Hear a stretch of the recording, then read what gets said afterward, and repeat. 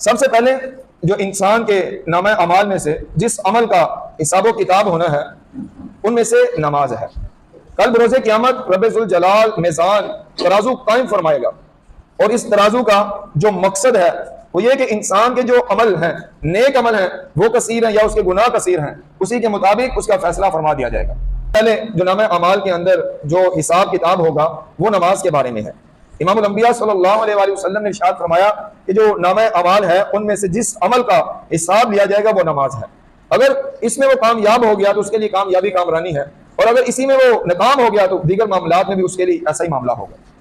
इमामुल अंबिया सल्लल्लाहु अलैहि वसल्लम ने इरशाद फरमाया कि जो शख्स जब उसका नामा अमाल का हिसाब लिया जाएगा और उस हिसाब के अंदर फराइज के अंदर कमी होगी तो नबी पाक सल्लल्लाहु अलैहि वसल्लम इरशाद फरमाते हैं कि रब्बुल जलाल फरिश्तों को हुक्म देगा, देखो मेरे बंदे के नामा अमाल के अंदर जो कमी है उस कमी को नवाफिल से पूरा कर दो। यानी इंसान